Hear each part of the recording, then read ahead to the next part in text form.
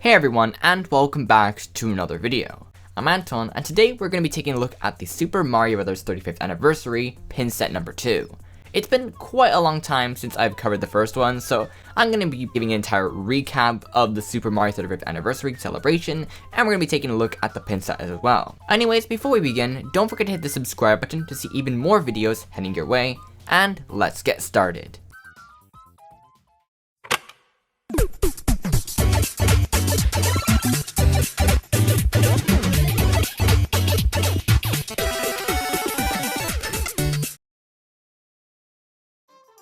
So here is the Super Mario Bros. 35th Anniversary pin set number 2. I had to do 15 different My Nintendo missions to get it, and that includes the ones that I did previously for the first pin set. When the second set was announced, I was quite worried that I wouldn't even be able to get them because some of the missions had timed out and I could no longer do them. So I had to do some of the missions immediately before they would time out. Some of the things I did included participating in the Splatoon 2 Super Mario Splatfest, which I selected Team Mushroom and we won. I had to go to a few sites also, and most importantly, I had to purchase Super Mario 3D World plus Bowser's Fury.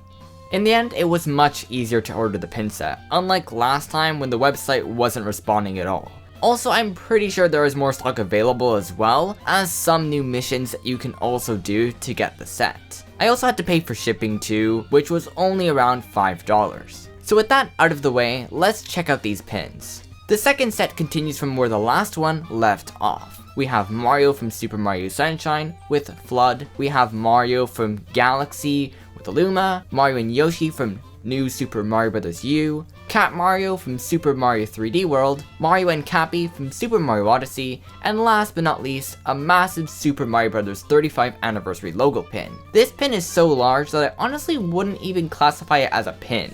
It's more like a badge, and the size of this box is significantly larger than the last one to accommodate for the larger pin. The pins are all really nice and shiny, and very vibrant and colorful. The only pin that I'm not the biggest fan of is the new Super Mario Bros. U one, as it just seems kinda generic, but then again, so is the game that it comes from.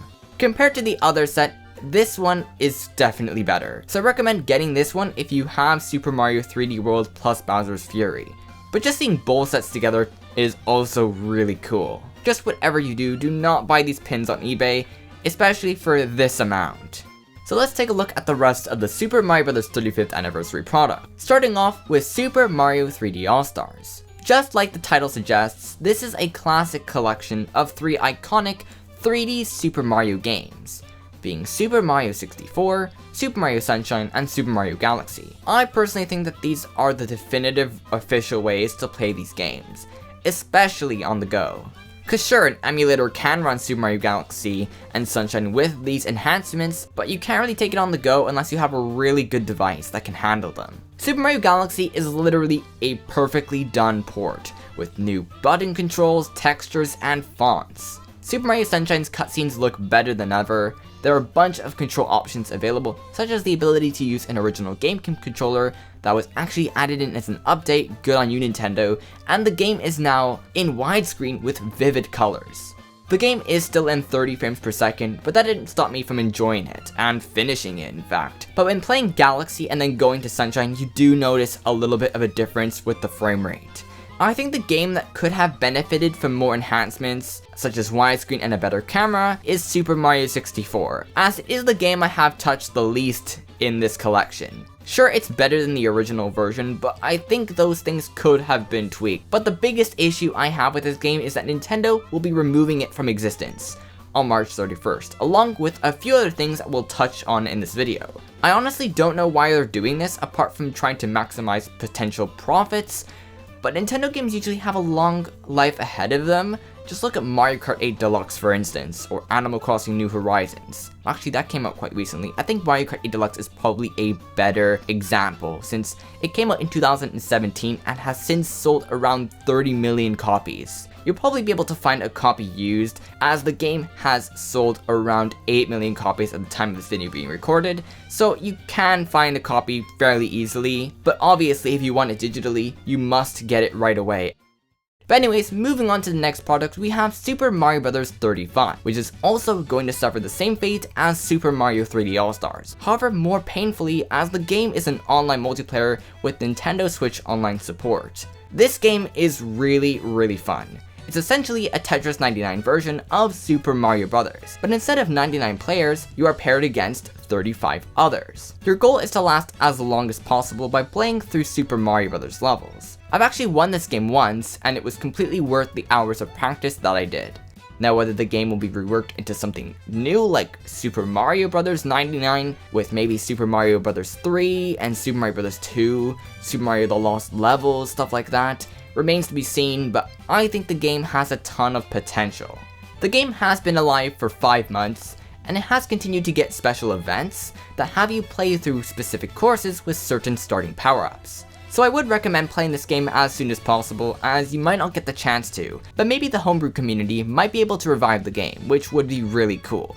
Now this is the only product that I don't have currently, which is Mario Kart Live Home Circuit, which is essentially an AR experience that turns your home into a Mario Kart track. The vehicle has a camera on it that captures everything in front of it.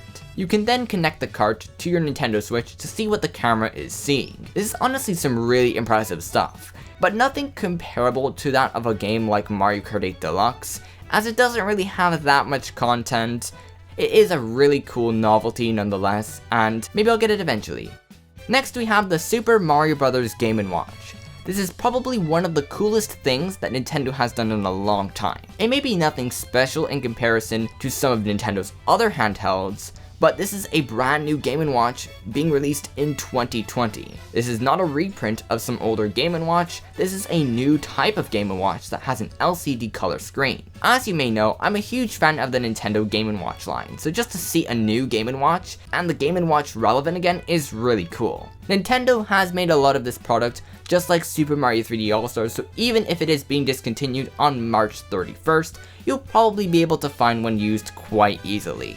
And finally, we have Super Mario 3D World plus Bowser's Fury. Super Mario 3D World is one of the many Wii U games that I've never played before. I pre-ordered the game, played it, and I can safely say that it is absolutely wonderful. The physics did take a while for me to get the hang of, but once I got used to it, it felt very good to play. This game offers something very different from New Super Mario Bros. U Deluxe and Super Mario Odyssey. The game is a more linear game and has a fixed isometric look that you can also move, but the camera is quite limited. This game also has multiplayer, which is pretty much the main selling point of this game. You have both local and online, which works very well. And surprisingly, it isn't a slideshow like Super Mario Maker 2. With its many stages, power-ups, and changes from the original, including a speed boost, this game is an excellent addition to the Nintendo Switch's library. But this game has even more, with a new addition being Bowser's Fury, which is a brand new campaign and sort of cross between Super Mario 3D World and Odyssey.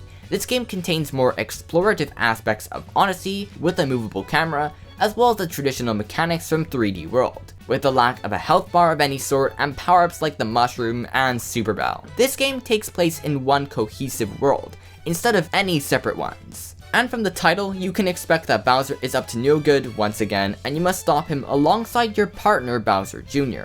This is definitely a very experimental game, and hopefully some of these aspects will be adopted into future Mario games, such as Super Mario Odyssey 2. Also, I might as well point out that the first ever English localization of Fire Emblem, the Shadow Dragon, and the Blade of Light will be erased from existence on March 31st, so do make sure to pick it up digitally, as it is a digital title and a cool bit of Nintendo history. Anyways, that's about it for the video. I hope you guys did enjoy it, and as always, don't forget to hit the subscribe button to see future videos coming your way. I'm really excited for the possible Zelda 35th anniversary, and hopefully it gets a similar treatment. And of course, make sure to leave your comments down below. And I will see you all in the next one.